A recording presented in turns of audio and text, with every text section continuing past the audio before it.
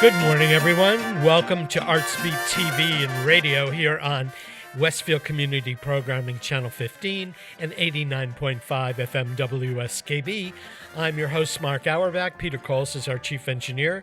We've got a great program for you today. Our first guest is Jill Kaufman from New England Public Radio. She's their cultural reporter. And Jill and I believe, are the only two radio people that cover the arts on an ongoing daily basis here in Western New England. Jill and I are former colleagues at New England Public Radio, and we've known each other for a long time, but we've never really had a chance to talk about our craft and our art. So, Jill, it's great to have you on board today. Oh, Mark, thank you for asking me. It's a pleasure. And I never thought about us as being the only two radio reporters for arts and culture. That is notable. Well, it's notable in the fact that, other radio shows, both commercial and community, may cover an event, and there are other programs here on this network that they'll have a musician on or something like that. But we cover it on an ongoing basis, all the art forms and how the culture impacts our quality of life here in the Valley. And I realized it when you did a piece for New England Public Radio early into the pandemic about a playwright in a small was writing plays to be performed online. And the playwright was Northampton based. And as I listened to it driving actually out here to do a program, I thought, well, we've never talked about this and our experiences. And when I talk with other reporters, they're primarily print reporters that cover the arts. So radio being a completely different art form and broadcast mode, we have covered different kinds of things than the newspaper people cover.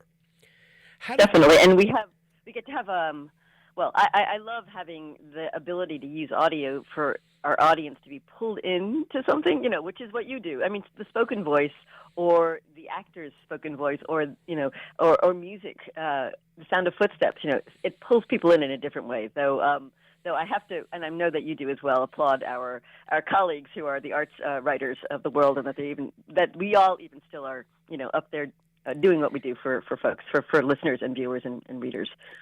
And we're very lucky in our area because Western New England, I cover the Berkshires, the Pioneer Valley, and Greater Hartford, and occasionally down to Goodspeed, which is almost the same as what your listening area is. Mm-hmm. We have a lot of great arts. We have a lot of great arts reporters in print, TV to some extent. Connecting Point on WGBY does a great job with arts organizations, and there are a lot of different points of view. So we're quite lucky in that regard. Other areas in the country don't have this. Right. It was a very specific thing for us to directly appoint me as an arts reporter. It was, I think, 2, maybe 3 years ago now. I've been a general news reporter most of my reporting career. I've been a talk show producer, which was the best time of my life, by the way. I love talk shows.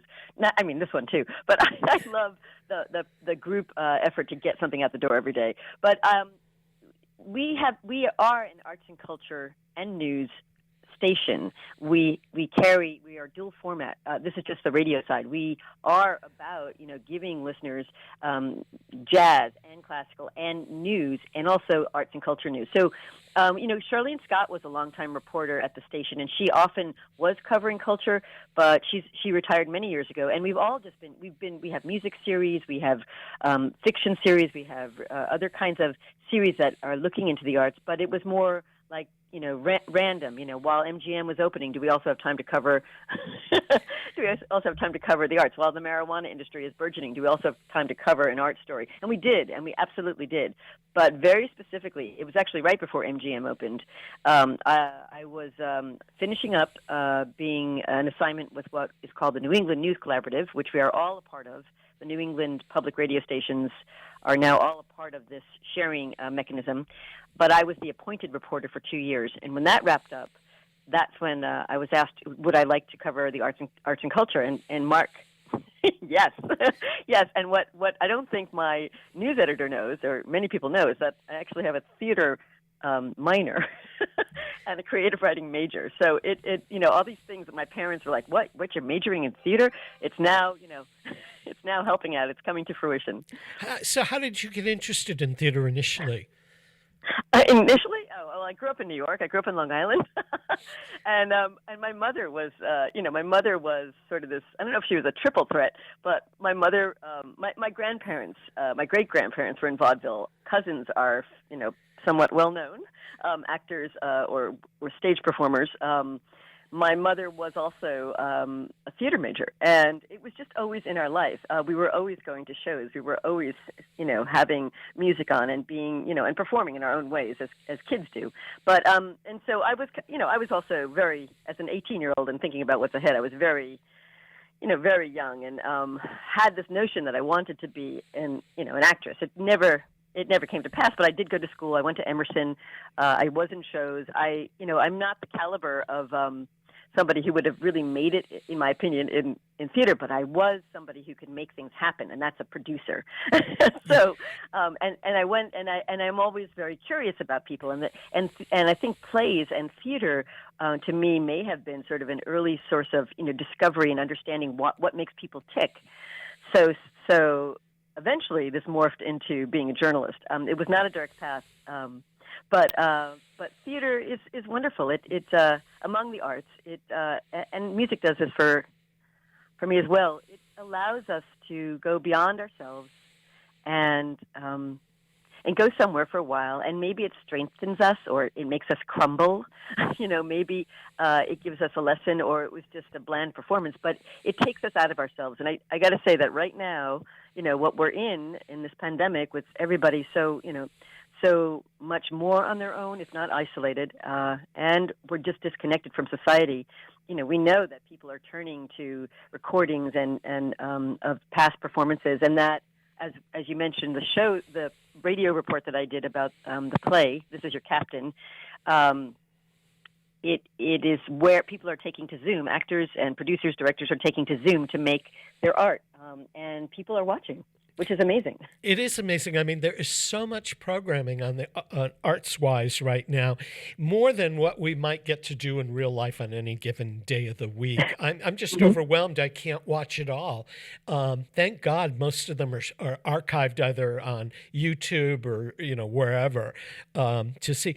It's funny because your background with your mom. My mom was a professional dancer, and she dragged me to shows that when I was like 4 and 5 years old. The first show that I remember seeing was The King and I. And when I saw all these little kids on stage doing the March of the Siamese Children, I knew I wanted to do that. And I did major in theater in college and realized that my acting skills were not the best in the world. I could do musical theater. And I ended up switching to, when I went to Yale School of Drama, I thought I was going to be on the acting side of it. And I ended up switching and going to arts management, and PR and marketing became what I did.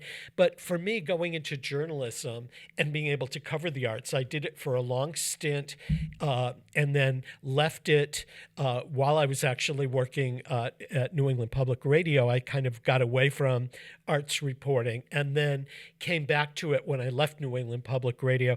To me, it's the most satisfying role I can play in the arts. Right. It sounds, as a lover of all that you see and listen to, and as theater or music dance, it's, it is a great way to keep it going. I have to tell you that there are so many things I've forgotten in my life, but my very first Broadway show was, I'll tell you the second one, more importantly. The very first one was The Rothschilds, which came and went. And the second one was Fiddler on the Roof with Vera Mostel. So that, which gives you an age. But that, these things don't leave us. Going to theater was big. And it's funny, there was a period of time when I was in high school and I would jump on the train from Long Island and I'd go take dance classes in New York. And I remember getting a standing room only ticket to see a chorus line, which was, which I memorized at that point, every song, not every step, and stood there just watching part of something, transported.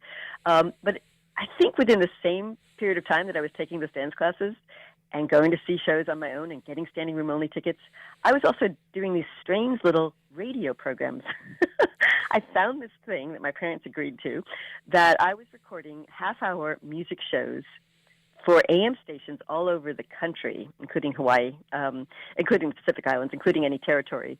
And I don't know if it was a scam still, Mark, but I was very interested in giving something, right? I don't think it's altruistic, but I was very interested in creating something and getting it out to an audience. So it was my Todd Rundgren and Crosby, Stills and Nash albums. It wasn't high-end music. It was pop music. It was great music. It was amazing music. But I was making something. I was using my voice. I was thinking about dance. It was all the founding. But there was years that went by before before any of us as young people figure out, who we are, how we're going to do our craft, whatever that craft is, if we're lucky enough. This is a very privileged place to be describing and to be standing in right now, even. Yeah, I mean, I kind of morphed into the journalism career after learning marketing and public relations, and my first break really was in radio. And I was working in Houston for the Houston Grand Opera and Houston Ballet, and they asked me to run some copy over to the local Metro Media station to have a commercial done. And the guy who was supposed to do the voiceover had laryngitis, and they needed this thing done the next day. And the news director said to me, "Well, y'all don't have an accent. Why don't y'all try it?" And I went in the booth and I did a cold read, and it was perfect. And he said to me, are you interested in radio at all? And I said, well, I think so, because the only radio I ever listened to at that time was music. I had no idea that there was news radio, and Metro Media ran an all-news station in Houston. And I ended up becoming like a overnight anchor on weekends and doing rip and read 10-minute newscasts and stuff like that. And radio for me was like the best of all of it. I like doing print and writing reviews because I can use words that I can't say on the air because I pop my P's and have a sibilant S sound. But I have enjoyed covering the arts from a radio perspective because I like interviewing people, and I like bringing a different slant to what people are used to listening to all day long. Yeah, it's a dynamic process to get it done, and it's a dynamic listening experience. It's wonderful. We know the secret to radio.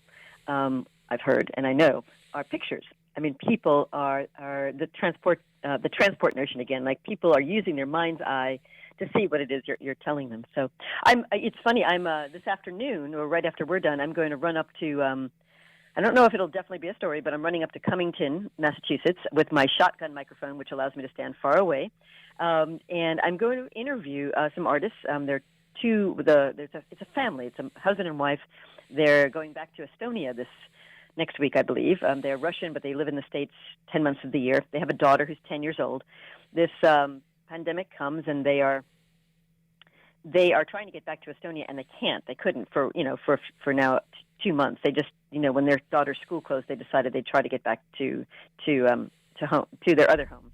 So what I'm going to go up there to tell the story, to find the story out about who they are and what have they been doing art-wise in this time period. What has inspired them or not inspired them? What has been challenging? And one of the things I know about their background is that they grew up under the Soviet Union, and they're very, very aware of the need to be resourceful and reuse. So when they've made art right now, and they've built things with their daughter, trying to keep her entertained and homeschooled, because where they live, there's a very little bandwidth, and very little broadband rather, and they just gave up on the homeschooling. They're coming from what they know. I don't know what the soundscape is going to be. I don't know. I know the conversation will be interesting, but I try to craft, usually not just voices, but ambient sound. I think that when I go into a story, but people's stories are so powerful in and of themselves, right? I was just listening to the interview you were having with an actor right before I was listening to an interview from the week before you were having with an actor, and I could tell that there's a great story here, and I'm listening.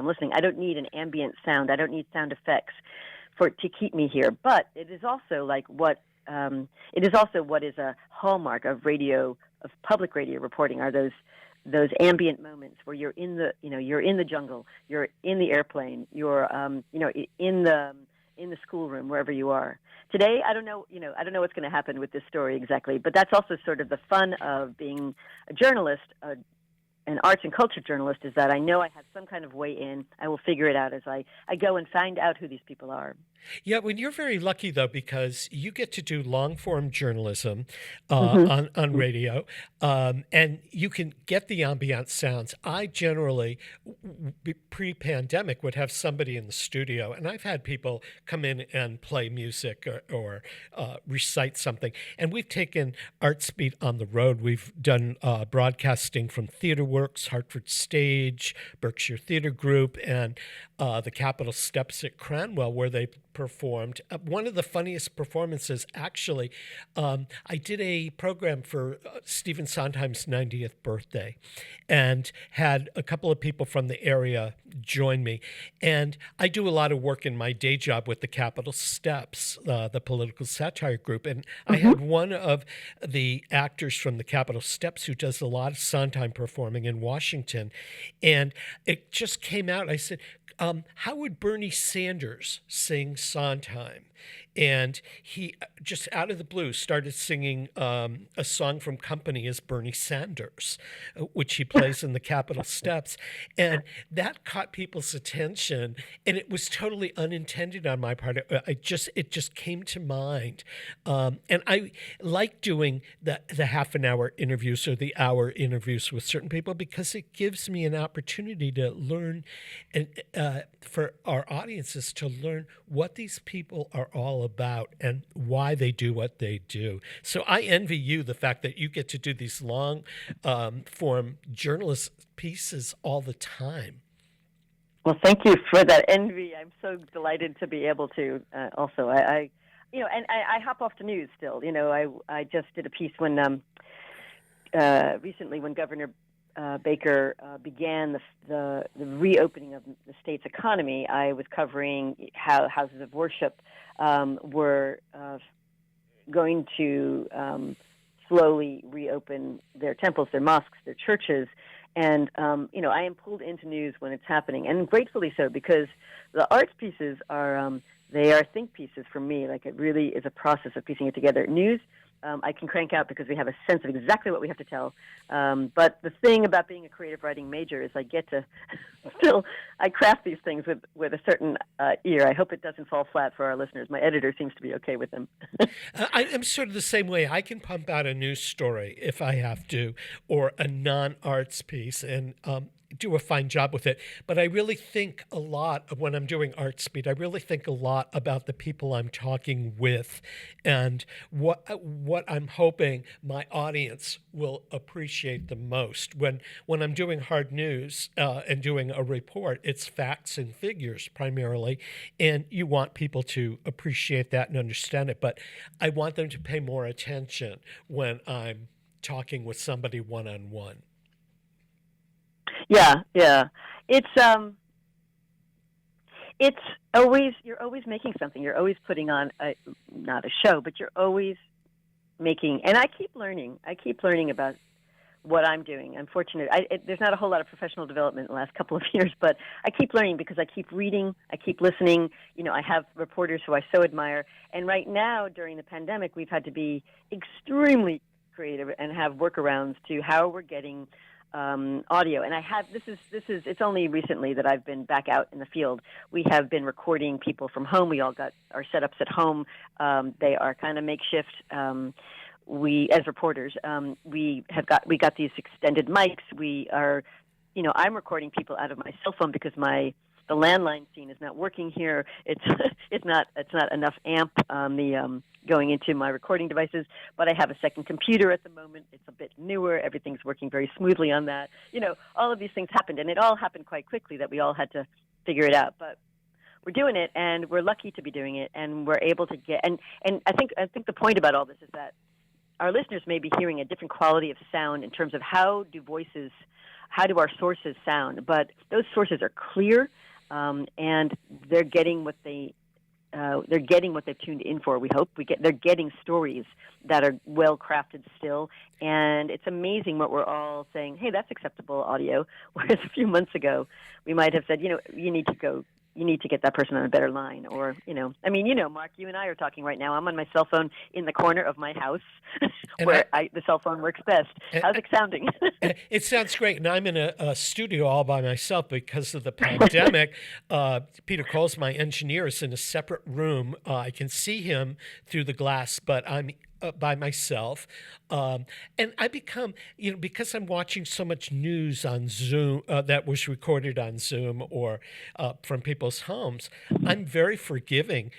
Personally, when I hear or watch something that I know is coming from somebody's house, as opposed to the perfection of a studio. And I'm also sort of intrigued when I see what people's living rooms look like or their kitchen looks like, and I'm very neurotic about doing any kind of Zoom reporting or any even Zoom meetings from home. One, because I have a face made for radio, and two, the best lighting in the entire condo is our downstairs bathroom. It has the best sound, it has the best lighting, and when I've had to do it and clear all the hair product and everything off the sink, so that it appears that I'm not in my bathroom recording, that it looks great. And I worry about what books should be behind me on a bookshelf. These are all new concerns I never had before. Right. I'm not saying that when Patti LuPone was in her basement, during one of the fundraisers for Broadway, that she didn't make sure it was clear behind her. But it has been amazing. And, just going to Broadway for a moment, which is so much of what you bring to us, or Broadway musicals, is that these various things that have been on YouTube. That have had their moments from production from hell, like things were a half an hour late, and this is the Sondheim 90th birthday celebration, for instance. We got to see people in their homes, major people who are the actors of our lives. We got to see them with their stuff around them. I'm sure it was cleaned up, Mark, but it was so engaging. It was so heartening too. It was. And when they finally posted that Sondheim program to YouTube, they took out the glitches. Somebody went back through and edited. But I was just amazed to see Bernadette Peters standing in her kitchen singing a cappella. That to me was probably more exciting than seeing her perfectly lit on a stage and backed up by an orchestra. Yeah. So I think you should give in and do the Zoom from your bathroom and not worry about it next time, okay? Okay, the next time we chat, if the pandemic is still with us, I will definitely do that. When theaters reopen, which I would assume in our area is not going to be in the short-term future, are there any upcoming arts things that you're dying to go see live? I can't answer that the way you want me to answer it, meaning I'm not paying attention to what's necessarily coming up this. Well, I was paying attention to what was coming up this summer, and so I'm not. I don't know what I'm looking forward to seeing. I know what I'm looking forward to understanding and covering. Not events so much, but how are we going to be seeing a show in public? How are we going back to the movies? How are we going back to concerts? What are the innovative ways that people are presenting the arts to us? One thing I know is that I don't know if I'm going to do the story, but I know that among the ingenious things going on is I'm just looking for the write-up I have of this. Theater in a public garage, sort of like a drive-in movie. This is somebody up in Greenfield, I believe, who proposed doing a show at the top of the Greenfield public garage. So cars would pull up and they'd be like a drive-in, and there'd be actors or maybe a monologuist on a stage. People are coming up with fun ways to do things. It doesn't mean they're going to be more than once, but and when I mean fun, I mean they're getting the arts out there. None of this is fun, and people are losing money. People are not making their livings as artists, so the soonest people are starting to they're allowed to be more than maybe 50 people in a space, or what is that going to look like? So I wonder about Mark, that. Yeah. I wonder about that. Yeah, Now, yeah, Barrington Stage has announced that they've got a 550 seat theater.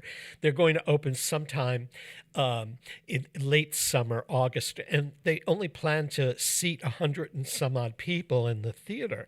And they're doing smaller cast shows and stuff. But I wonder how people are going to adapt in terms of presenting theater. That, to me, will be a real story, and who's successful at it, and how our theater-going habits or music-going habits are going to change. Right. I was just interviewing, I'm working on a story about Young at Heart, internationally known Northampton or Western Mass-based chorus of 74-year-olds to 90-year-olds. I'm sure some of your listeners know of them. They sing popular music.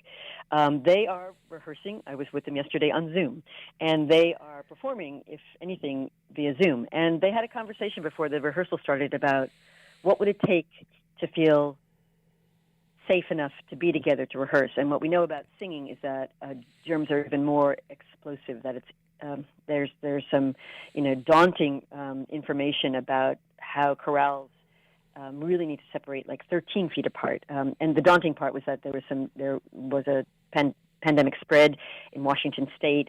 2 people died. Many were sick. So this group of people who were the most vulnerable people were saying. Some of them said, it's going to take a vaccine. It's going to take maybe a football field. Can we get a football field and be out there? Can you still conduct us? They were asking of Bob Silliman. And what really came through, though, is that they're not going to be together for some time to come. Like, it could be a long time for this group. And they're going to keep singing. Well, they're such a wonderful group. Jill, we're out of time, and it's been such a pleasure chatting with you. We don't get to do this enough. I hope that you'll come back and do another program with us. And when the pandemic loosens, we are probably a decade overdue a cup of coffee together. So yes. And if it is summer, Mark, I do hope you'll be wearing your white shoes. It's white shoe season, definitely, Jill. Jill Kaufman from New England Public Media, the cultural reporter. You can catch your stuff at 88.5 FM on New England Public Media. We're going to take a break here to acknowledge the underwriters that make programming possible here on Westfield Community Programming Channel 15 and 89.5 FM WSKB. Peter Coles is our chief engineer. I'm Mark Auerbach, and we'll be back after a couple of announcements. By Westfield Bank. For more than 160 years, Westfield Bank has been an important community presence and commercial leader in the Pioneer Valley. With convenient full banking services in Westfield, West Springfield, East Longmeadow, Agawam, Feeding Hills, Springfield, Southwick, as well as Enfield and Granby, Connecticut, visit us on the web at westfieldbank.org. Support for community radio on WSKB is provided by Betts Plumbing and Heating Supply Company, an independent, family-owned wholesaler serving Westfield for over 50 years, specializing in plumbing, heating, and industrial piping supplies. On the web at bettsplumbing.com or at 14 Coleman Avenue in Westfield. Live from Studio 120 at Westfield Technical Academy, this is WCPC Channel 15 at 89.5 FM, WSKB, Westfield. Welcome back to Artsbeat, everyone. I'm Mark Auerbach. Peter Coles is our chief engineer today. You're listening to us on 89.5 FM WSKB and Westfield Community Programming Channel 15. I'm pleased to announce that my pal from Barrington Stage Company, Charlie Siedenberg, is here to update us a little bit on how Barrington Stage Company plans to present a theater season later this summer. A lot of innovation has gone into how to present live performances in the aftermath of the pandemic. Good morning, Charlie. Good morning, Mark and listeners. It's always good. It's always good to have you on the program, and I have to say to the listeners, if you've been listening to our special series, How We're Doing, Charlie and I had a chance to chat because Charlie had created a Facebook group based for people who liked the musical Follies by Stephen Sondheim. And Charlie had been here on Artsbeat when we did our 90th birthday salute to Mr. Sondheim.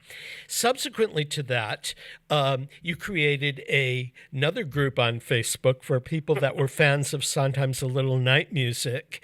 Yeah. And I've been wondering when we're getting the Roadshow fans. Mark, my companion, he said, "Darling, I love you, but no more Sondheim shows."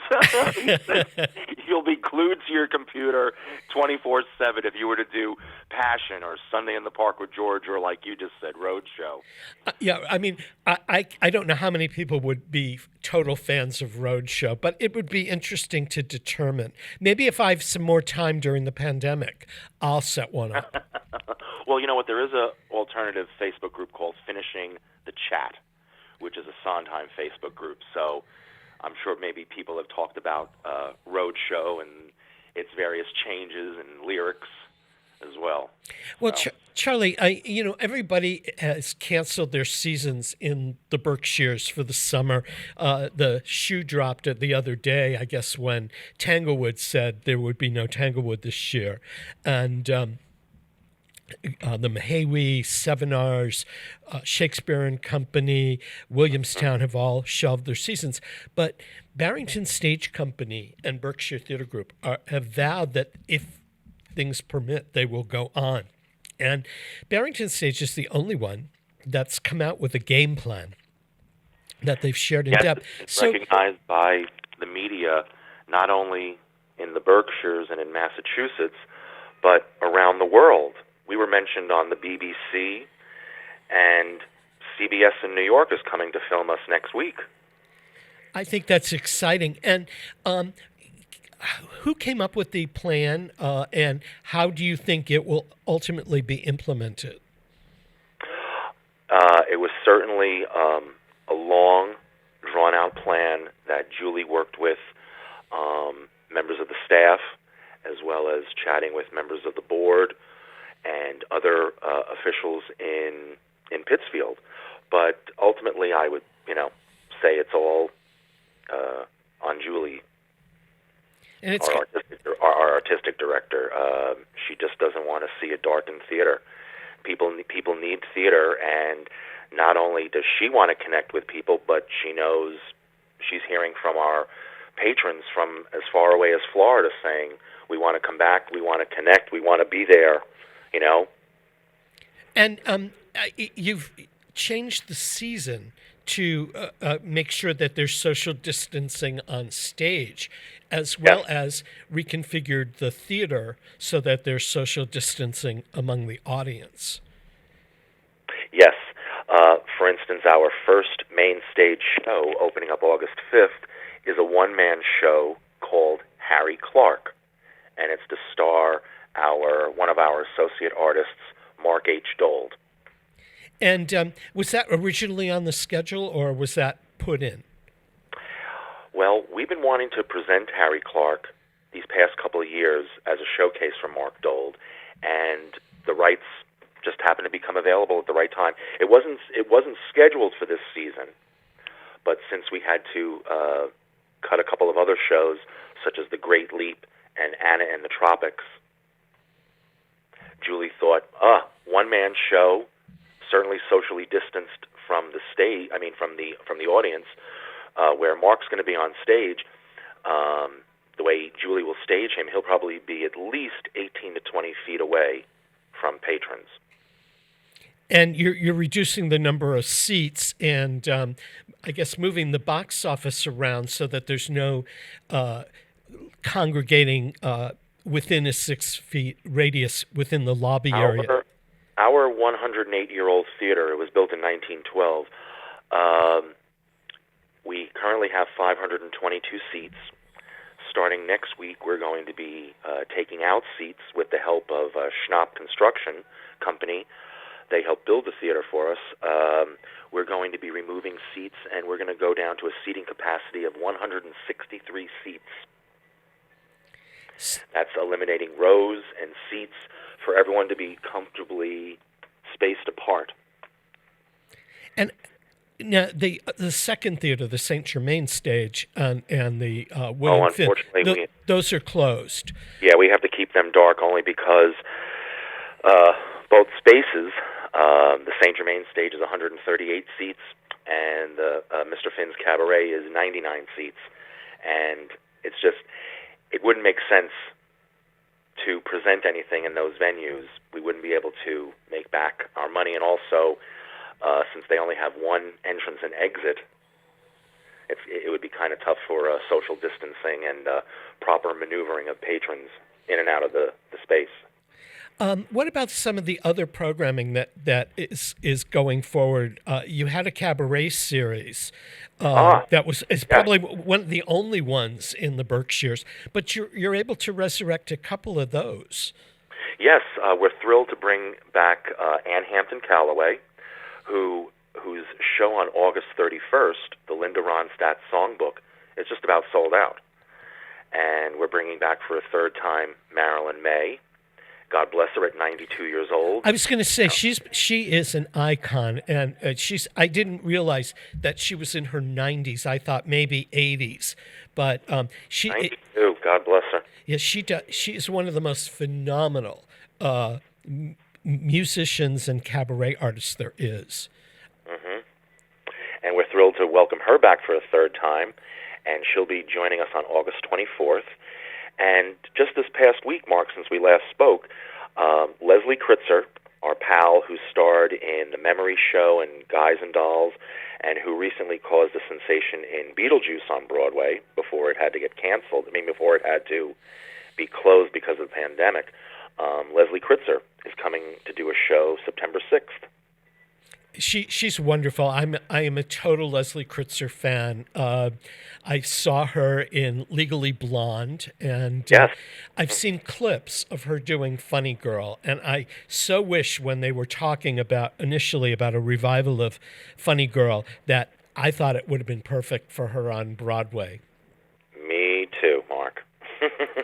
So let's talk a little bit about the online presence that Barrington Stage has developed. I've caught one of them, and Mark H. Dold has been sort of like the anchor, if you want to call it that, for these. Are these going to continue for the long term, or is this just until the theater reopens? I wouldn't be surprised. In fact, I know Mark is trying to call you now, but I wouldn't be surprised if Mark and Deborah Joe have a couple of more things up their sleeves to entertain our patrons online. It's a great way for people to keep in touch, and all of this information is available at barringtonstageco.org. Yes. And Charlie, there's no theater for you to see in New York, and you finished the semester teaching. Mark, I haven't. Yes, Mark. I'm sorry, I haven't been to the theater since March 7th when I saw 6. Yeah, I realized that I haven't been since February 22nd when I saw Mac and Mabel. Oh, for heaven's sakes. I've driven by theaters, but and Yes, I've watched. So was I. I don't know if it counts, but I drive the back way up to Westfield sometimes. I go right by the dark and majestic theater, and somebody said, "Have you been to the theater?" Well, no, but I've driven by one. Charlie, Mark Dold has just called in, so we want to chat with him for a couple of minutes. Oh, great. And I thank you so much for reaching out and getting him on board today. And Charlie, we're going to have you back in a couple of weeks to chat again. Of course, I can't wait. Okay, thanks, Charlie. Thanks so much, Mark. Bye for now. We have Mark H. Dold on the line from Barrington Stage. He's one of their associate artists, and I've seen him in several productions. He's been in so many productions over the year, and earlier Charlie Seidenberg said that he'll be returning in a one-person show called Harry Clark. Good morning, Mark. Good morning. How are you? I'm fine. How are you doing? I'm good. I'm trying to, every day I try to figure out what day it is, and this day, that day, the other day. But no, everything is good, and really looking forward to this summer. Fingers crossed. Fingers crossed. You had a good year this past year. You were on Broadway in this highly praised play, The Inheritance, which actually began just down the road from us at Hartford Stage, where it was commissioned and developed. And unfortunately, was it closed just at the beginning of the pandemic?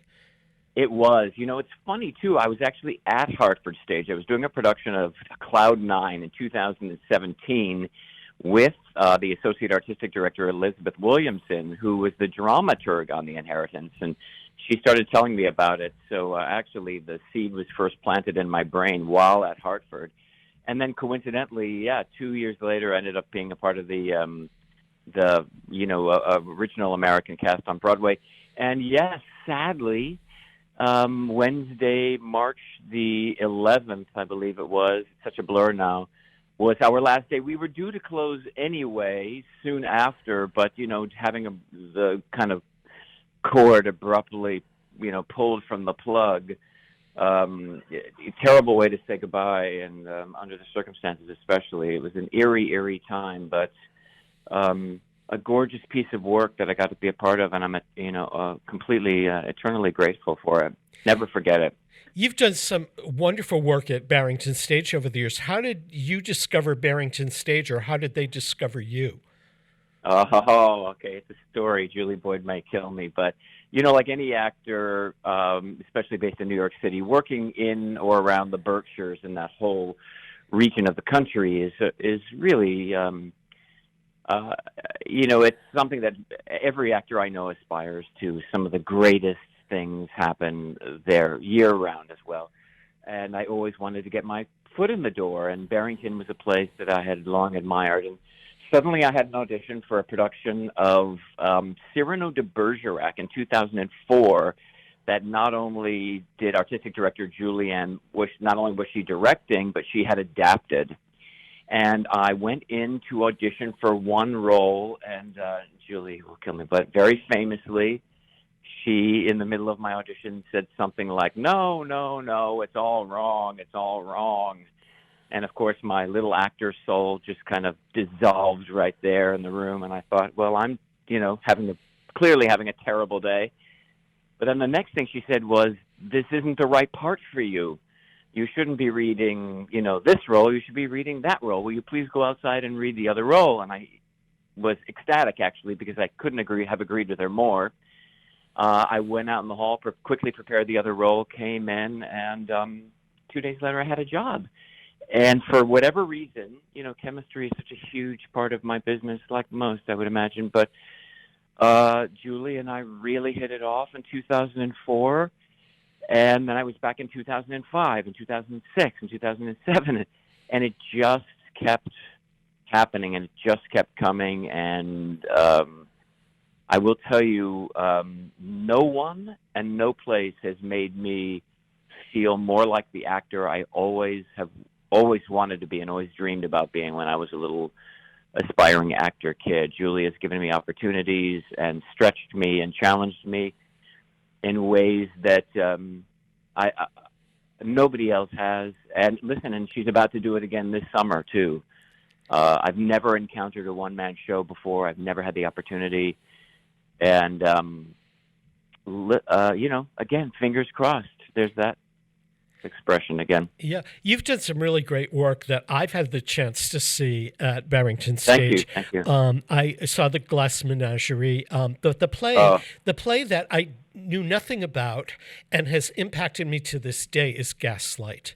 I'd heard the expression, somebody says they're gaslighting somebody, but sitting through that play and realizing what was going on in our world, when I think about it now, a couple of years later, that play had a major impact on me because of your performance and because of how you made it timeless. It wasn't a period piece by the time it had its impact.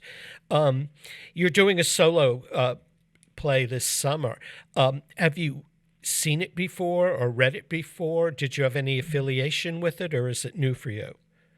No, it is new for me. I did hear about it. Fortunately, I was working during the two waves. Billy Crudup did it off-Broadway at the Vineyard, and then it transferred again to a more commercial off-Broadway run in 2018. And I was unavailable both times. So it was one of those things that I was like, I've got to go see Harry Clark, and just my schedule wouldn't allow it. I knew a little bit about what it was. And then when Julie started talking to me about it, we were kind of, she's like, I've got this delicious idea for you. But it was about 2 seasons ago.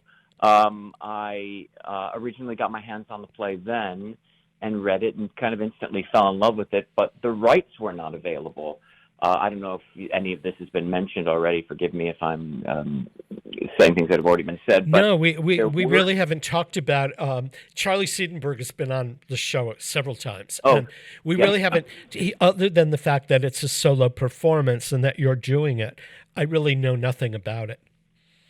Well, the rights weren't available because there were some. I guess there was some speculation that there was going. The play was obviously a very big hit for everyone. Audible came on and recorded it, and actually Audible, the audiobook company, they were the main producers, and they're the ones that actually moved it were responsible for moving it from the Vineyard Theater in the Village to the Medina Lane in the West Village.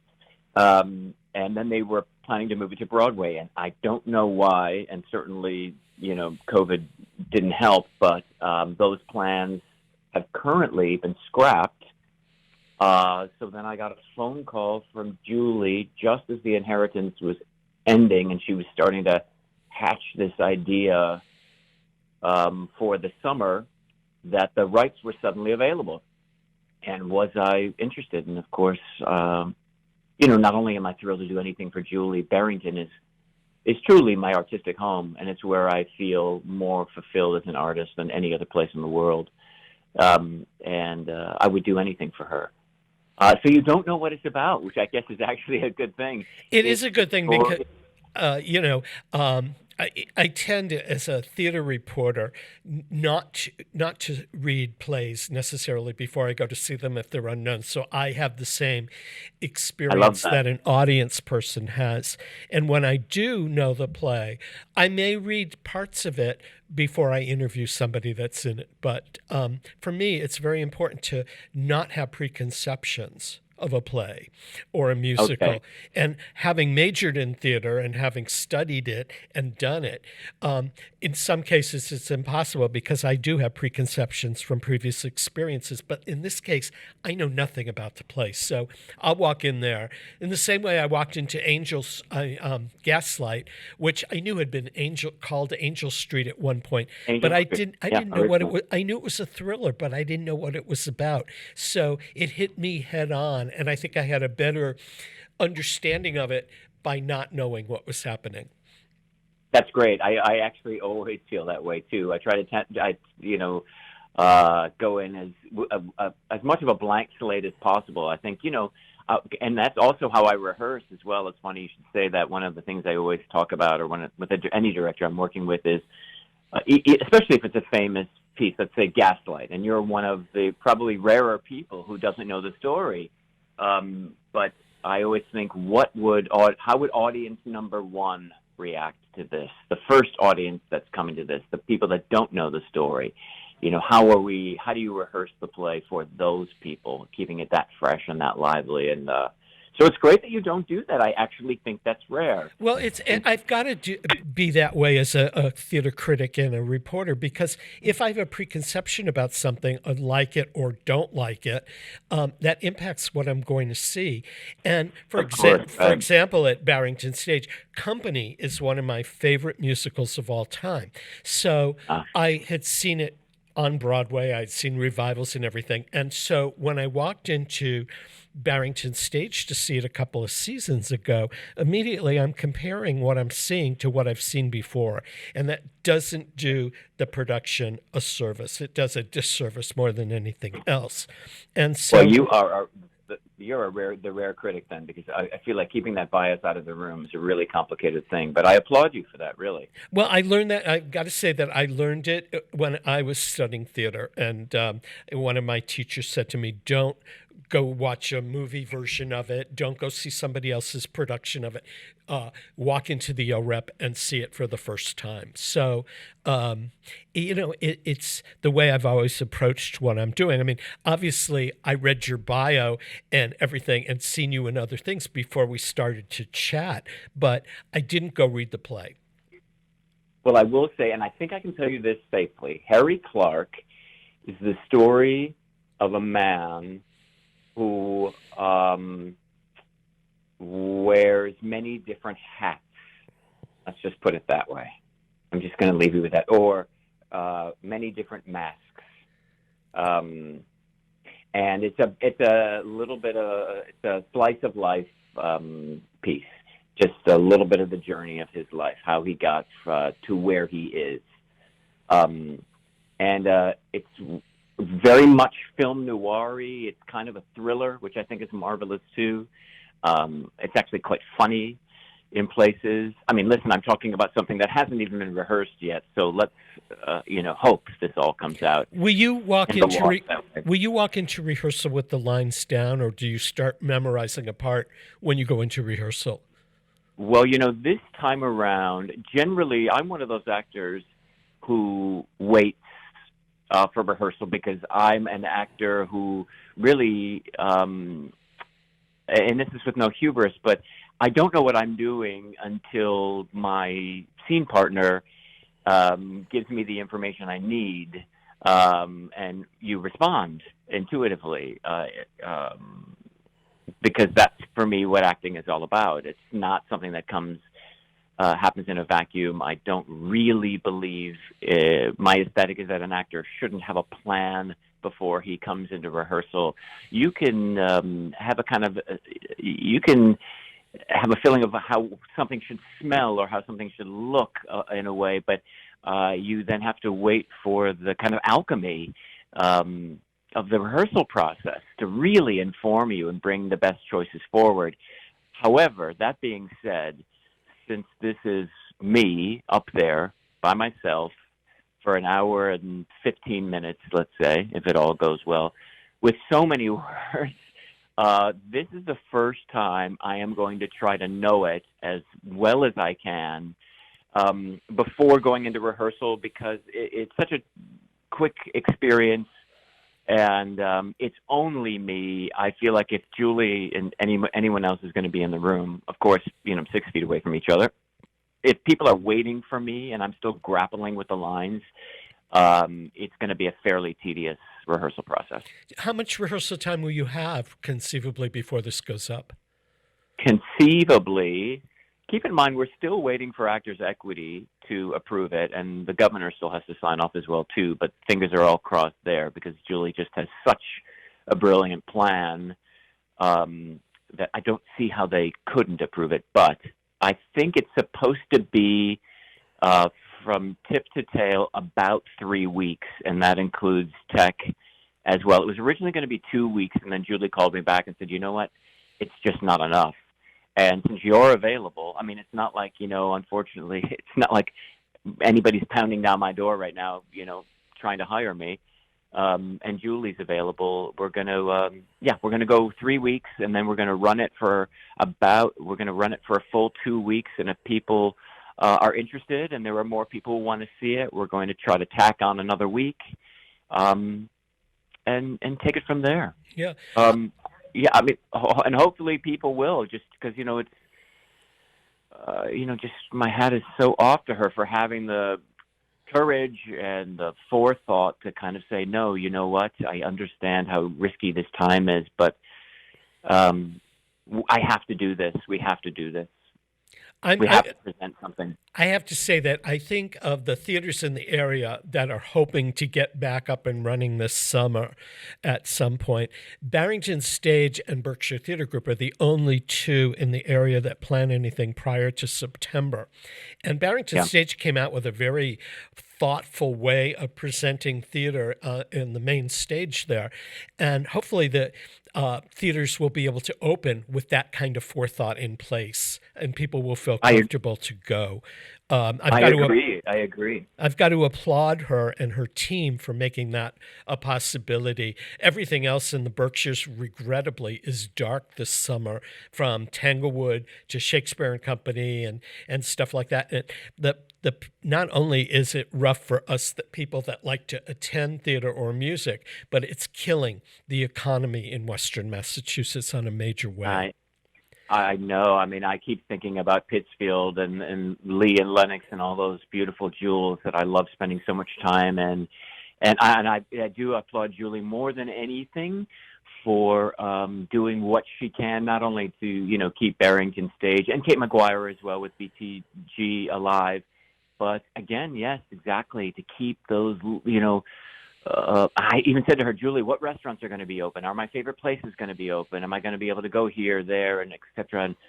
And we just all have to do as much as we can to keep all of these businesses thriving. It's a tricky time. I assume that you sheltered in place through this entire thing in New York City. Do you get to spend a lot of time in the Berkshires? Do you have? Well, first answer first. I did, and in fact, I actually got sick. I'm one of those people, mildly. Fortunately, one of my dressing room mates tested positive, and as soon as that happened and we got the email from the general manager, I knew that there was no way I was going to escape this thing. So, I stayed at home. I did everything I could. But, yeah, every summer I can, I am in the Berkshires. My family is originally from Amherst, Massachusetts. My mother-in-law now lives Spencertown near Sturbridge, Massachusetts. So Massachusetts is really in my blood, and of course the Berkshires has been in my blood since 2004. And looking for that little dream house. If only I had the money, I would actually I would move to the Berkshires. I remember the first time driving through there in 2004, I finally thought, oh my gosh, I found somewhere that rivals how I feel in New York City. It does the same thing for my spirit, and what a heavenly place. And if I could spend every summer there, I would. I grew up in Western Massachusetts and went to high school up here, and then I went to college away and ended up, after a while, living in New York. And I found myself drawn back to this area. So I eventually just moved up here. And although I have a lot of work in New York, it's so easy to get back and forth on the train.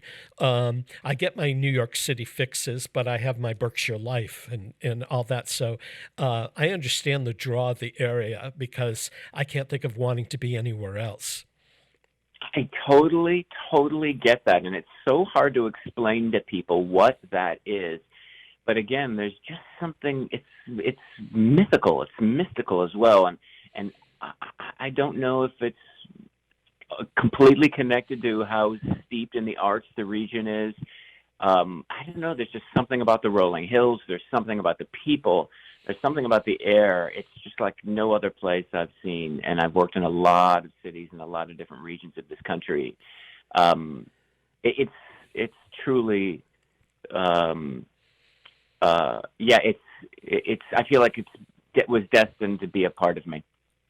Mark, we're just about out of time here, and I would love at some point when you get up here and into rehearsal, if we might have a chance to chat again once you're on board, so to speak, with the show.